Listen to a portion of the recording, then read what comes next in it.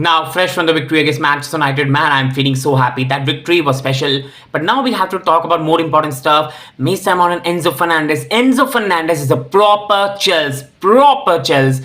Pochettino saying he has built a connection now with the fans. Is that bollocks? Or is it in the pace, or that's a reality? I'll discuss in the video. Along with that, now the Sheffield match, and it is very important because if you don't carry this on, what's the benefit of this victory? So I'd love to discuss in the video. Watch till the end, like, subscribe, and comment, people. It always means a lot. And starting on with the first one, that is the next match against Sheffield. See, in reality, with no disrespect, we should be beating Sheffield. Not much to discuss in the match. We are too strong than them. And if we don't even beat them, what's the benefit of beating Manchester United? Now see, I'm not going to deny here we are fresh from the victory. That was not a good performance. Great performance for the first 25 minutes. Again, an individual error by a player I love a lot, respect a lot, but he's making so many mistakes in Moses Caicedo. And after that, the team mentally fell off like they've been doing whole season.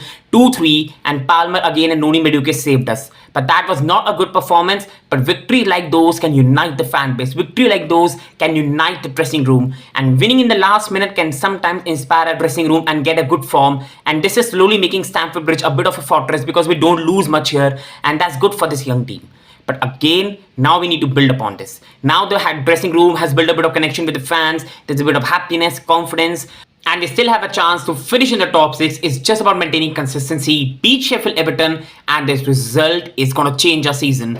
If not, then again, what's the benefit? And that takes me to Enzo Fernandez is a proper Chelsea. And see, I've always said I love Enzo Fernandez. This man carries passion to his sleeve. And he is a player whose performance has not been good at Chelsea at the level we expect because of the chaotic nature of Chelsea and the chop and changing and the manager playing him as a left winger, number 10 and whatever role. When you play him from the deep, you see his quality, and I love Enzo Fernandez to absolute bits. Not just because of that, that's just part and parcel of the game, it happens.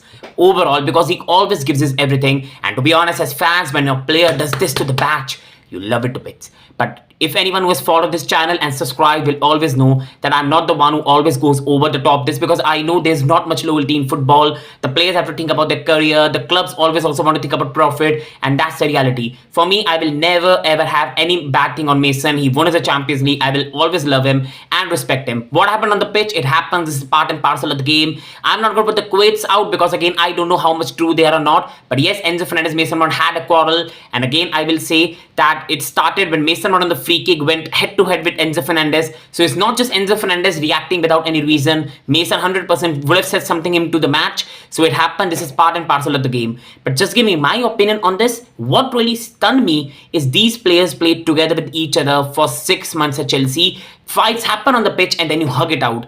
I don't know behind the scenes if they have or not, but overall it did not look good. I did not see any posts much from Chelsea. I saw Alfie Gilchrist put an Instagram post with Mason's photo on it. Now it could be he's putting Cobham thing that see I've also made it. That's it. So I'm not speculating, but I'm just saying that when you see former players meet each other, there's a lot of greeting and love. Whether it could be because of the defeat, I don't know. But overall, the fans booing him, Judas shirts in the stadium, that is not a good look. And see, I'm only going to say one thing. This is a guy who won Chelsea the Champions League. He will go down in history for a big goal in Chelsea's history. And for him to be booed, and I'm not blaming the fans, it only means that he did not left on a good terms. Whether with the squad or with the fans, it's just sad.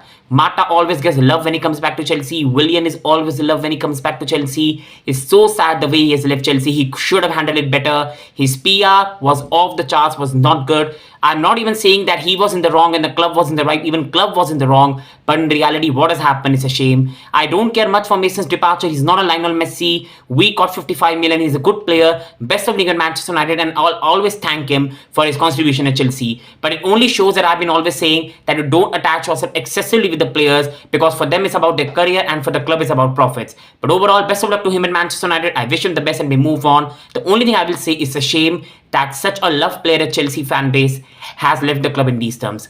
That brings me to the last one, that is Mauricio Pochettino saying that he's finally built a collection with the fans, that he's not a clown who's going to over celebrate on the touchline. This is the quotes that I'm saying that he said. And I agree with him in some way that I'm not asking my manager to be passionate on the touchline days. No.